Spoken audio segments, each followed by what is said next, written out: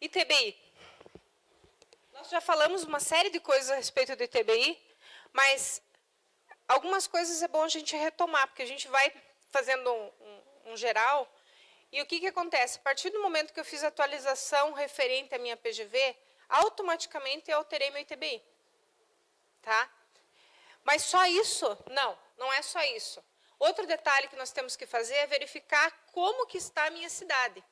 Porque, veja, nós vamos fazer um cadastro, reestruturar, fazer a planta genérica, mas se eu não for verificar quantos contratos de gaveta existem no meu município, eu nunca vou saber qual é a realidade dele. Por quê? Todos esses contratos de gaveta significam vendas, né? E aí, se eu não sei essa realidade, como que eu vou notificar alguém que comprou alguma coisa ou como que eu vou fazer qualquer trabalho? Porque até o momento vocês não sabem de nada, correto? A partir do momento que eu notifico o cartorário dizendo que ele tem que, dos últimos 5 anos, né, entregar toda a documentação que foi de contratos de gaveta ou de escrituras ou do que passou referente a isso, eu consigo saber exatamente o que aconteceu. Por quê? Vocês vão se assustar com o número, né? Por quê? Porque nós ainda temos uma cultura em que as pessoas comercializam e simplesmente pelo fato de ter pago e ter o contrato de gaveta, elas se acham possuidoras. Então, se não mudar esse contexto da cultura e se nós não fizermos o trabalho de fiscalização, verificando no cartório quem são essas pessoas, se elas realmente adquiriram, né? Por quê? O que acontece hoje? Eu vou citar a questão de loteamentos irregulares. A pessoa comprou, 10 pessoas compraram o mesmo terreno, né? Vão lá no município e dizem assim, eu quero ser dono. No IPTU. Porque o meu nome não está no IPTU. Só que para que fique o nome no IPTU, né, ele precisa ter feito, né, a escritura dele. Se ele não fez a transmissão imobiliária, simplesmente não foi transferido a titularidade. Se não foi transferida a titularidade, como que eu vou fazer com que o IPTU fique no nome dele? Tá? Então, é muito tranquilo para a gente fazer um trabalho de conscientização. Mas como que eu faço isso?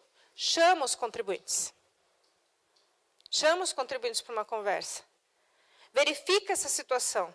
Ah, eu tenho tal situação, vou verificar lá no cartório. Eu tenho lá 400 contratos de gaveta. Onde estão esses contribuintes?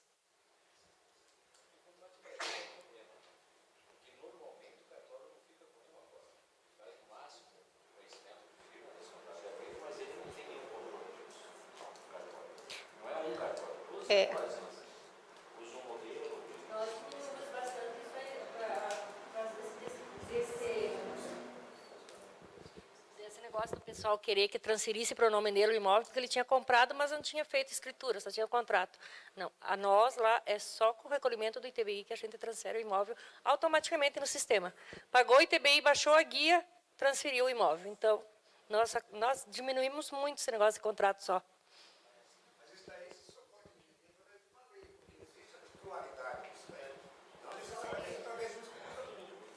Mas é que assim, é que a lei do ITBI, ela já tá no Código Tributário, né?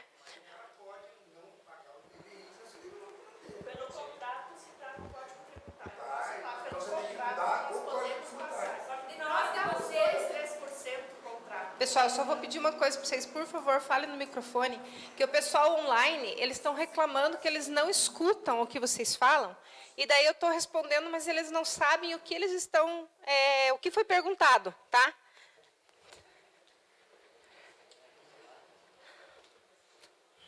Pode falar.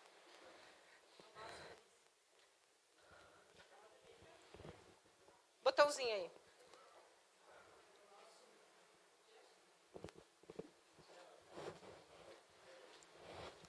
Muita tecnologia.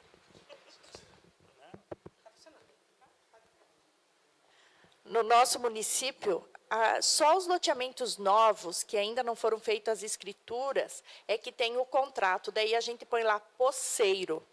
Mas a maioria, assim que eles vão fazendo um financiamento, eles já vão pondo automático também para o nome quando sai o ITBI e faz o pagamento. Então, dá uns 2% que são por contrato. A maioria são todos proprietários de escritura. Já no nosso município, o Código Tributário dá essa brecha para essa titularidade. Entendeu? Através de um contrato de compra e venda, a gente só exige o reconhecimento de firma de comprador e vendedor e pode-se mudar a titularidade. Quer dizer, pode-se emitir um carnê de IPTU no nome desse comprador. Sem a cobrança do ITBI e sem nada? Sem.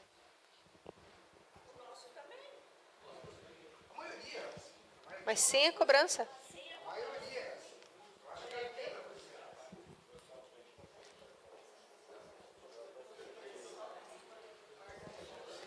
A nossa exigência se deveu ao fato de nós termos que ter ajuizado IPTU, e daí a escritura, o registro do imóvel não está no nome da pessoa que estava no carnê de IPTU. Daí a gente tem que fazer uma busca no cartório para ajuizamento, às vezes para penhora, né? Daí como é que você vai penhorar o nome de uma pessoa com o registro da outra?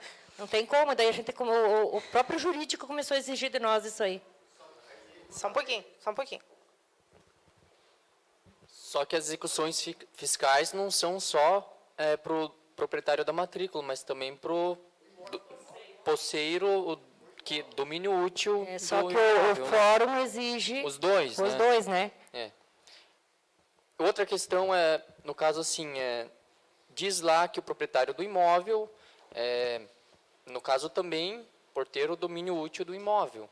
Não seria uma brecha para colocar no nome da pessoa que mora, que realmente eu não sei o termo correto para utilizar. Tem o legal e tem o outro que é... Que ela é possuidora, né? Possuidora. Ela está lá. Ela não é proprietária, mas ela está... Né? Gente, aqui nós temos duas situações que vale a pena nós refletirmos até, né? Porque, assim, é lógico que para o cadastro imobiliário, quanto mais eu tiver a certeza de quem está no imóvel, melhor. Mas, por outro lado, eu estou abrindo mão de uma receita e estou, vamos dizer assim, porque lembre que contrato de gaveta, querendo ou não, ele se muda até 10, 15 vezes, né? E você, às vezes, não tem essa informação na mesma exatidão do que acontece, principalmente em loteamentos irregulares. Então, alguns cuidados é necessário, tá? Eu não vou entrar no mérito de cada caso aqui, porque senão o que vai acontecer? Eu vou privilegiar alguns municípios e vou deixar outros. Mas depois, no intervalo, se vocês quiserem conversar comigo, eu posso delinear essa questão, né, e orientar. Porque nós temos que tomar alguns cuidados, por mais que a gente queira resolver o problema, porque normalmente o que a gente faz? A gente quer resolver o problema do contribuinte o quanto antes. Mas muitas vezes o contribuinte não quer resolver o problema dele. Concorda com isso? Que às vezes a gente está muito mais preocupado do que o contribuinte em resolver a situação dele. Agora, quando você começa a trabalhar, que foi o que eu falei desde o início aqui da aula, eu vou trabalhar uma conscientização referente à questão de propriedade, muda todo o foco. Porque eu começo a trabalhar o quê? Eu começo a trabalhar que ele tem que ter a responsabilidade, porque assim, eu trabalhei anos para poder comprar um patrimônio. Mas quando eu tenho o patrimônio, eu simplesmente não dou a condição de colocar ele, né, sobre os meus direitos. Por quê? Porque a partir do momento que eu não registro, né, eu não sou dono. O fato dele ter o IPTU só dá uma possibilidade, de amanhã ou depois ele entrar com uso capião, alguma coisa do gênero, né, dizendo que realmente ele estava naquele imóvel. Então, algumas coisas aqui é importante a gente pensar como que vai ficar isso lá na frente, tá? Só nesse sentido, assim. Mas o uso capião tem ITBI. Nós cobramos ITBI no uso capião.